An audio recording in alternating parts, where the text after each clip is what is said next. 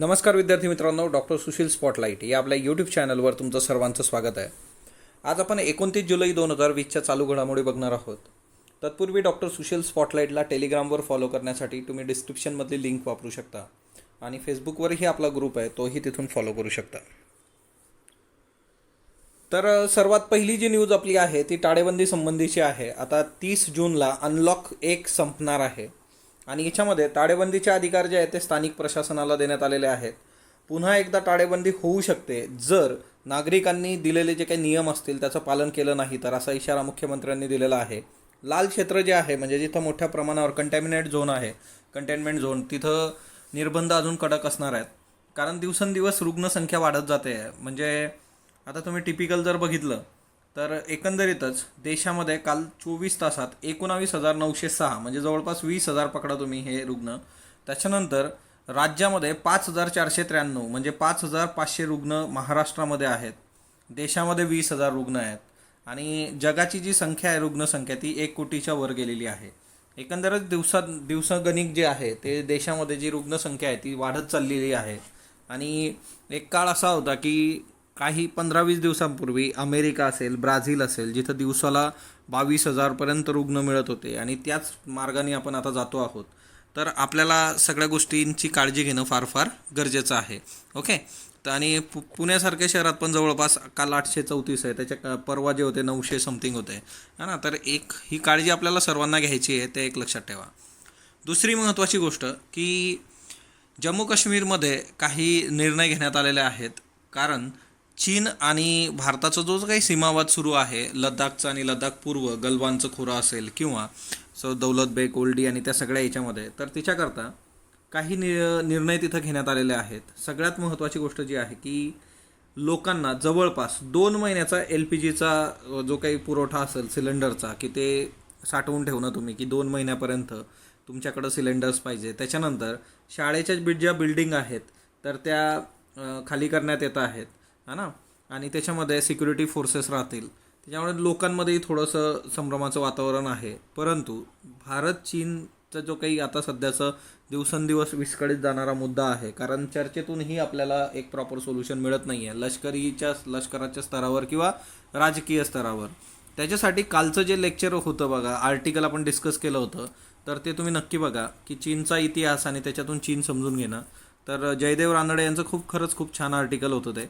त्याच्यानंतर दुसरी महत्त्वाची गोष्ट की असं LPG वगैरे का साठवून ठेवायचं आहे का, कारण याच्यामध्ये जो काही विंटरमुळं नॅशनल हायवे जो आहे तिथला, तो हायवे नंबर 44 आहे, ते पण लक्षात ठेवा. हा ब्लॉक होऊ शकतो, क्लोज होऊ शकतो, आहे ना, की पावसामुळे वगैरे. तर NH44 आता मॅपमध्ये हेही महत्त्वाचं असतं.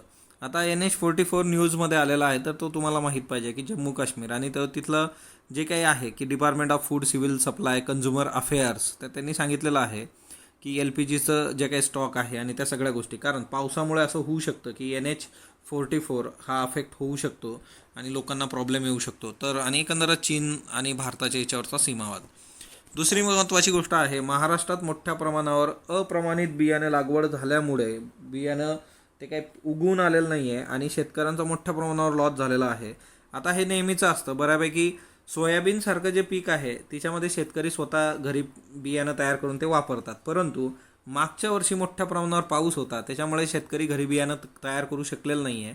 आणि एकंदरच कोविड-19ची परिस्थिती, त्यात पाऊस आणि त्या सगळ्या ह्याच्यात लोकांनी मार्केटमधलं बियाणं खरेदी केलेलं आहे आणि ते मार्केटमधलं बियाणं जे आहे ते उगवलेलं नाही आहे आणि त्याच्याबद्दल कंप्लेंट्स चालू आहेत, है ना. म्हणजे एकंदरच आत्महत्येचा प्रदेश अशी ओळख असणाऱ्या वऱ्हाड प्रदेशामध्ये सुद्धा हजारो हेक्टर पेरणी जी आहे ती वाया गेल्यात जमा आहे. याचा अर्थ जे आहे की आपण आपली सीड पॉलिसी जी आहे ती सीड पॉलिसी प्रॉपरली इम्प्लिमेंट करत नाही. आणि या ज्या कंपन्या आहेत म्हणजे याच्यात चांगल्या चांगल्या कंपन्यांची नावं आहेत की ज्यांच्याकडून, म्हणजे फॉर एक्झाम्पल तुम्ही महाबीज सारखी कंपनी आहे किंवा खाजगी कंपन्या आहेत, त्यांच्याकडून खरेदी केलेलं कापूस आणि सोयाबीनचं बियाणं उगवलेलं नाही. कापसाच्या बियाण्याची, सोयाबीनचे एवढं रेट मला माहीत नाही, पण कापसाच्या बियाण्याचे रेट असतात चांगल्यातले.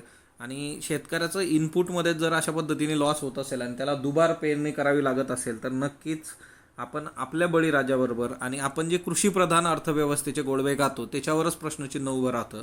दुसरा महत्त्वाचा मुद्दा याच्यात आहे की एक गोष्ट लक्षात ठेवायची, कुठल्याही पिकाचं जे उत्पादन येतं त्या उत्पादनात 25% जो वाटा असतो तो कशाचा असतो, तो या सीडचा असतो. म्हणजे तुम्ही जे काही पेरणार आहात, जे बियाणं पेरणार आहात त्याची जी क्वालिटी आहे ती डिसाईड करणार आहे 25% उत्पादनाचा जो काही पोत असणार आहे. तर हे लक्षात ठेवा. इकॉनॉमिक सर्वे ऑफ इंडियामध्ये ह्याबद्दलची जी काही माहिती होती 2 वर्षापूर्वी ती होती.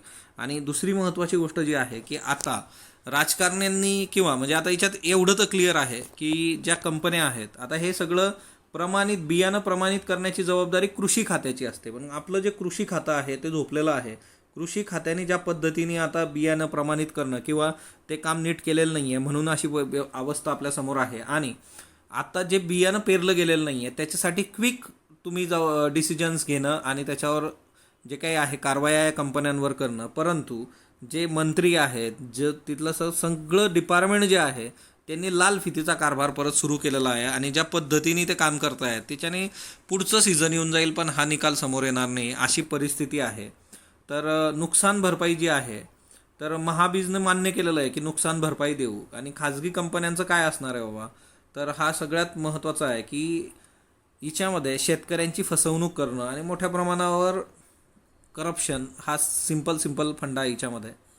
आपण काय करू शकतो, तर आपलं काम इतकंच आहे की तुम्ही ज्या वेळेस एक प्रशासकीय अधिकारी म्हणून काम कराल तर ते प्रशासकीय अधिकारी म्हणून काम करताना तुम्हाला बेसिक म्हणजे गांधीजीस टेलिस्मॅन नावाची एक गोष्ट आहे की समाजातला जो दुर्बल घटक असतो त्याचा विचार तुम्ही केला पाहिजे किमान, है ना. तुम्ही खूप काही मोठ्या गोष्टी नाही केल्या तरी त्या दुर्बल घटकासाठीच्या गोष्टी तुम्ही करणं अपेक्षित आहे. दुसरी एक महत्त्वाची गोष्ट, कमेंट्समध्ये काही एक्स्ट्रीम कमेंट्स मी बघितल्या, म्हणजे ते गांधीजी असू देत किंवा XYZ कुणीही असू देत. एक गोष्ट लक्षात ठेवा, सिव्हिल सर्वंट ॲस्पिरंट म्हणून तुम्हाला मिडल पाथ घेणं फार गरजेचं असतं. तुमची भाषा संयत असली पाहिजे. तुम्ही कुठल्याही टोकाला जाऊन एखाद्या कमेंट करणं ते तुमच्या अंगाशी येऊ शकतं. कारण हे जर तुमच्या वृत्तीत असलं, तुम्ही लिहायला लागला इकडं तिकडं, तर ते नकळतपणे तुमच्या निबंधात जाऊ शकतं. किंवा चुकून स्पॉन्टेनियसली मुलाखतीत तुमच्या तोंडून जर एखादं असं वाक्य बाहेर पडलं तर मग त्याची जी किंमत कदाचित आपल्याला मोजावं लागू शकते ती फार मोठी असू शकते. म्हणून थोडंसं संयत असणं फार गरजेचं आहे. प्रत्येकाची राजकीय किंवा जे काही वेगवेगळी काही विचारसरणी आपली असते तर किमान ती ह्या इथं तुम्हाला खूप काही हेल्प करणार नाही, तेवढं एक लक्षात ठेवा. दुसरी एक महत्त्वाची गोष्ट जी आहे की या सगळ्या याच्यामध्ये अप्रमाणित बियाणं मार्केटला आलंच कसं, याला राज्यकर्ते कधीही भिडताना दिसत नाही. हे नेहमी होतं. तर हा एक मुद्दा आपण लक्षात घेणं गरजेचं आहे. ओके. त्याच्यानंतर हुनर हाट जे आहे ते न्यूजमध्ये होतं बघा की आपले पंतप्रधान नरेंद्र मोदी यांनी दिल्लीतल्या हुनर हाटला भेट दिली होती आणि लिट्टी जी काय असते तर त्याचा आस्वाद त्यांनी घेतला होता. बिहारमधलं ते एक व्यंजन आहे. ओके. ती न्यूज आपण कव्हर केली होती. तर हुनर हाट जे आहे ते अल्पसंख्याक व्यवहार मंत्रालयाच्या अंतर्गत येतं. त्याचं बोधवाक्य जे आहे की हस्तकला, पाककृती आणि संस्कृतीचा मोठा मेळावा. याचा उद्देश काय आहे की भारतातले हस्तशिल्पी असतील, शिल्पकार असतील, कारागीर असतील किंवा पारंपरिक खाद्यपदार्थाचे आचारी यांच्यासाठी एक संधी बाजारपेठ काबीज करण्यासाठीची प्रामाणिक व्यासपीठ हे दिलं जातं. आणि त्या लोकांना याच्यातून संधी मिळतात, त्यांना ग्लोबल होता येतं. म्हणजे हुनर हाटला भेट देणारे कितीतरी परदेशी नागरिकसुद्धा असतात. म्हणजे महाराष्ट्राची जी गोधडी आज ब्रिटनमध्ये विकली जाते किंवा जगाच्या वेगवेगळ्या बाजारांमध्ये विकली जाते, त्यांना अशा आउटलेटमधूनच स्कोप मिळालेला आहे. दुसरी महत्त्वाची गोष्ट की हुनर हाटची प्रस्तावित ठिकाणं कुठली आहे, तर चंदीगड आहे, जयपूर, प्रयागराज, बेंगळुरू, कोची, चेन्नई, मुंबई, हैदराबाद, गोवा, लखनौ, इंदोर, रांची, गुवाहाटी, दिल्ली इंडिया गेट, सुरत, बडोदा, अहमदाबाद. तर हे हुनर हाटची प्रस्तावित ठिकाणं आहेत. ओके. एवढं तुम्हाला प्रस्तावित ठिकाणं कोणी विचारणार नाही, बट जस्ट हुनर हाट मंत्रालय त्याचा उद्देश. इस्रायल आणि पॅलेस्टाईनमध्ये ट्रम्प यांची शांतता योजना नेमकी काय, याच्याबद्दल आपण ऑलरेडी बघितलं होतं, पण याच्या काही टिपिकल हे आलेले आहेत बघा. सगळ्यात महत्त्वाची गोष्ट, मी तुम्हाला इस्रायल पॅलेस्टाईनचे मॅप बऱ्याचदा दाखवलेले आहेत की वेस्ट बँक आणि गाझा आणि त्या सगळ्या गोष्टी. इस्रायल पॅलेस्टाईनचा संघर्ष आणि त्याच्यावर तोडगा काढण्यासाठी अमेरिकेचे जे अध्यक्ष आहेत डोनाल्ड ट्रम्प यांनी शांतता योजनेचा प्रस्ताव मांडलेला आहे. तरीसुद्धा ज्या लोकांना मॅप बघायचे असतील त्यांनी एक काम करा की UPSC बूस्टर म्हणून आपण मॅपच्या 4 ते 5 लेक्चर केलेले आहेत, तर ते लेक्चर तुम्ही नक्की बघा. आणि ते प्लेलिस्टमध्ये आहेत तिथं, तर ते मी टेलिग्रामवर परत पोस्ट करतो आणि त्याच्यामध्ये या सगळ्या गोष्टी मी दाखवलेल्या आहेत. आता दुसरी महत्त्वाची गोष्ट की अमेरिकेच्या अध्यक्षांनी हा शांतता योजनेचा प्रस्ताव मांडला. तर इथं सिंपल आहे की ह्या प्रस्तावानुसार पश्चिम किनारपट्टीचा 30% भाग म्हणजे वेस्ट बँक जे आहे त्याचा 30% भाग इस्रायल 1 जुलैपूर्वी सामील करून घेण्यात येणार आहे, असं वक्तव्य पंतप्रधान बेंजामिन नेतन्याहू यांनी केलं होतं. आता वेस्ट बँक जो आहे तो पॅलेस्टाईनशी रिलेटेड आहे आणि ह्या सगळ्या याच्यामध्ये एक महत्त्वाची बाब अशी आहे की इस्रायलच्या नागरिकांचं म्हणणं आहे की 30%च का, आम्हाला सगळंचं सगळं वेस्ट बँक पाहिजे.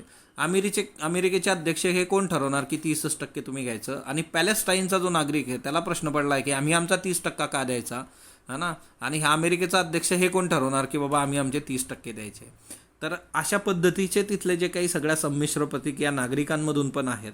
आणि जर पॅलेस्टाईनची वाटाघाटी न करता तुम्ही अशा पद्धतीने काम केलं तर नक्कीच ते एकंदरच त्या पूर्ण रिजनसाठी चांगली बाब नाही आहे. तिथंही युद्ध छिडू शकतं. आणि पॅलेस्टाईन शांतता प्रस्ताव जो आहे तो हा शांतता प्रस्ताव पॅलेस्टाईनने फेटाळलेला आहे, ॲक्सेप्टेबल नाही आहे, किंवा तुम्ही घरी जावा तुमचं हे घेऊन. इस्रायल पॅलेस्टाईन यांच्यात जवळपास 2014 पासून शांतता चर्चा झालेली नाही. 6 वर्ष झालेत, आता 2020 आहे, यांच्यामध्ये कसल्याही पद्धतीने शांतता चर्चा झालेली नाही आहे इस्रायल पॅलेस्टाईनमध्ये, है ना. त्याच्यानंतर माशांच्या बाबतीत अपत्य संगोपन कसं असतं, कुतूहलमध्ये खूप चांगलं आर्टिकल आज आलेलं होतं. आणि जवळपास प्राणी त्यांच्या पिलांचं संगोपन कसं करतात. 77% माशांचे पिलं जे असतात त्यांचं संगोपन केलं जात नाही. तर हा खूप महत्त्वाचा मुद्दा आहे. त्याच्यानंतर उत्क्रांतीचा जो नियम आहे त्याच्यामध्ये अंड्यांची संख्या आणि त्यांचं संगोपन याचा एकमेकाशी व्यस्त संबंध आहे, कारण खूप मोठ्या प्रमाणावरती अंडी असतात आणि त्या सर्वांचं संगोपन करणं इतकं सोपं नाही आहे. पण तरीसुद्धा इथं माशांची प्रजाती आणि संगोपन पद्धती, तर साल्मन नावाचा जो मासा असतो त्याची जी मादी आहे तर ती घरटं बनवते संगोपनासाठी पिलांच्या. स्टिकलबॅक नावाचा जो मासा आहे त्याच्यातला जो नर असतो तो पाण्यातील वनस्पतींच्या आधारे घर तयार करतो जेणेकरून पिल्लांचं संगोपन होईल.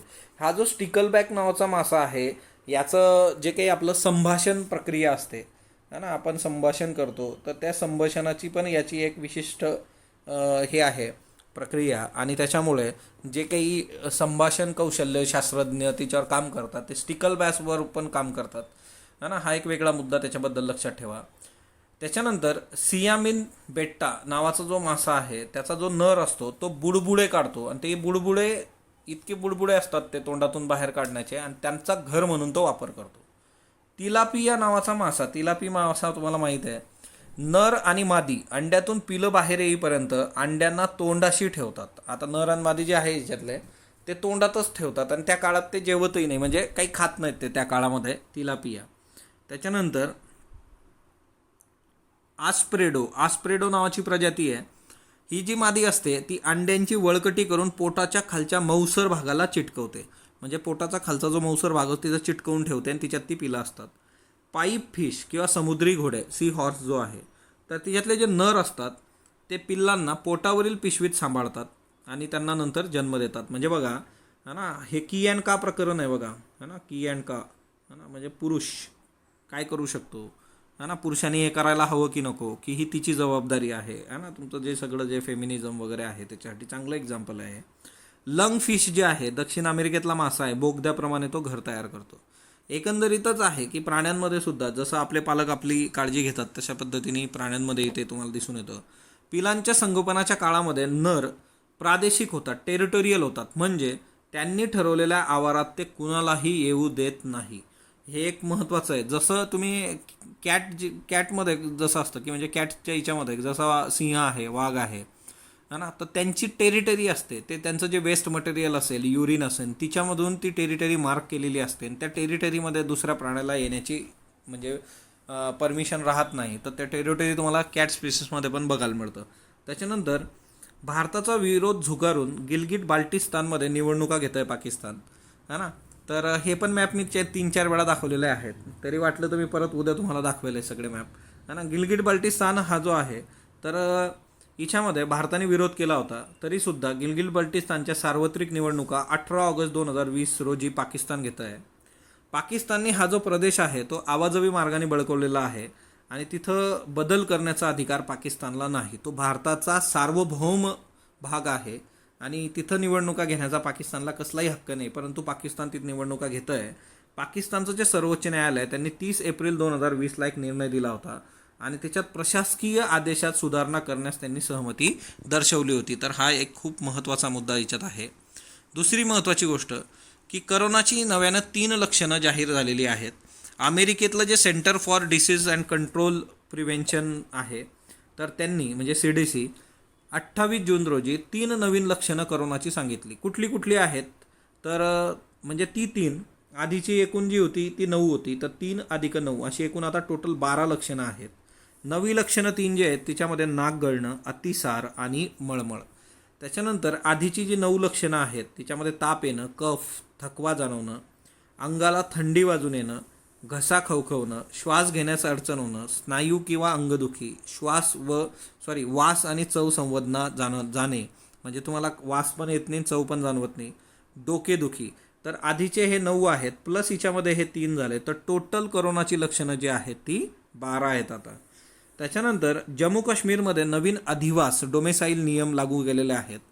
मार्च 2020 पासून परमनंट रेसिडेंट ऑफ स्टेट ही संकल्पना बाजूला सारून नवीन अधिवास नियम बनवले गेलेत. काय आहेत नवीन अधिवास नियम?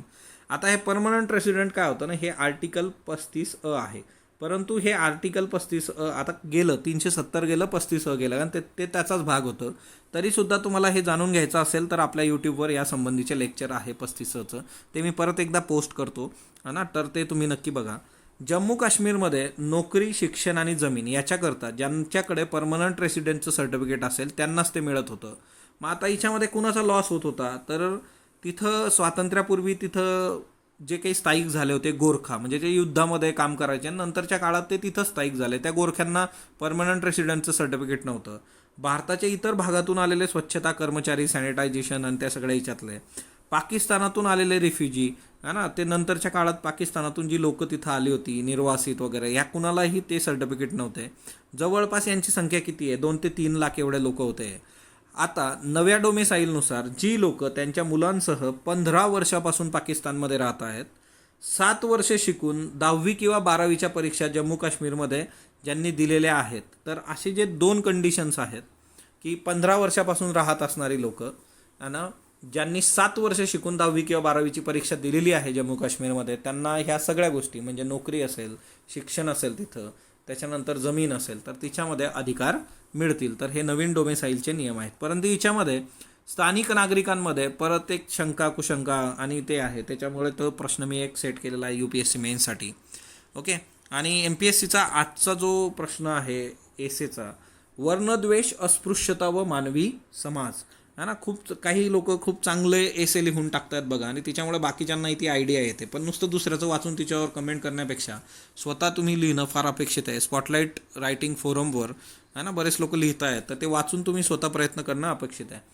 Opposition to new domicile rules in Jammu Kashmir is rooted in the old fears and new suspicious discuss. म्हणजे नवीन डोमेसाईल रूल जे आहे तिच्यामध्ये ते rooted in the old fears, जुनी भीती जी काही आहे ती कसली आहे, नवीन काय शंका कुशंका येत आहे, तर ह्या डिस्कस करायच्या आहे तुम्हाला 10 मार्कासाठी. ओके. त्याच्यानंतर भारतीय अर्थव्यवस्थेला कार्यान्वित करणारे खालीलपैकी घटक कुठले? नागरिकांवर होणारा खर्च, कन्झम्शन, शासनाचा खर्च है ना, स्पेंडिंग, गुंतवणूक, न बाह्य व्यापार, सगळ्या गोष्टी बरोबर आहेत. कोळसा खाणकामात 100% प्रत्यक्ष परकीय गुंतवणुकीला परवानगी आहे. कोल इंडिया लिमिटेड ही जगातील सर्वात मोठी कोळसा खाणकाम करणारी कंपनी आहे. दोन्ही स्टेटमेंट बरोबर आहेत. संयुक्त राष्ट्र 75 घोषणापत्राला विरोध करणारी राष्ट्र खालीलपैकी कुठली? ओके. तर भारत, चीन, अमेरिका, ऑस्ट्रेलिया, कॅनडा. आता याच्यामध्ये 5 आईस कंट्रीज ज्या आहेत त्या 5 आईस कंट्रीज पण तुम्ही मला कमेंट बॉक्समध्ये पूर्ण सांगायच्या कुठल्या कुठल्या आहेत. तिच्यातल्या 3 इथं आहे, America, Australia, Canada plus India यांचा विरोध आहे. अशा 6 देशांचा विरोध आहे. चीनचा विरोध नाही, कारण चीनच्या अगेन्स्टच सगळं चालू आहे. तिच्यामुळे याच्यामध्ये सर्व जे काही आहेत अ, क, ड, ई हे याचं उत्तर आहे. पण लक्षात कोण घेतो? ही कादंबरी हना आपटे यांची आहे. त्याच्यानंतर लोकसभा आणि विधानसभात पोस्टाने मतदान करण्यासाठी किमान वय किती असलं पाहिजे? तर ते 64 वर्षे. आधी ते 80 होतं, करोनामुळे आता 64 करण्यात आलेलं आहे. आजचे प्रश्न घ्या. FATFच्या करड्या यादीत नसलेला देश खालीलपैकी कोणता? येमेन, सिरिया, जमैका, इराण. दक्षिण चीन सागरावरील दावा संयुक्त राष्ट्राच्या 1982च्या करारानुसारच असावा यासाठी आशियान देशांच्या वतीने खालीलपैकी कोणत्या देशाने निवेदन दिलं आहे? Malaysia, Vietnam, Laos, Thailand. Okay. Press trust of India बाबत बिनचूक विधान निवडा. 1947 नोंदणी झाली. 51 काम सुरू झालं. देशातली सर्वात जुनी वृत्तसंस्था आहे. क फक्त क. कोंबडी पालनासंबंधी बिनचूक विधानं निवडा. चार्ल्स डार्विन 4000 BC वर्षापूर्वी कोंबडी पालन सिंधू संस्कृती सुरू झाला असं त्यांचं स्टेटमेंट आहे. उपसला विद्यापीठानुसार रेड जंगल फाऊल या प्रजातीचं पालन करण्यास सुरुवात झाली. फक्त ब, दोन्ही अब यापैकी नाही. खालीलपैकी कुणी 24 अक्षरी तत्वज्ञान याचा वापर केला. डेंग शिओपिंग, माओ त्से तुंग, हु जिंताओ, जी जिनपिंग. याचे उत्तर तुम्ही मला कमेंट बॉक्समध्ये देणार आहात. स्पॉटलाईटला तुम्ही जो प्रतिसाद देत आहात त्याबद्दल मी आपला आभारी आहे. स्पॉटलाईटला लाईक करा, शेअर करा.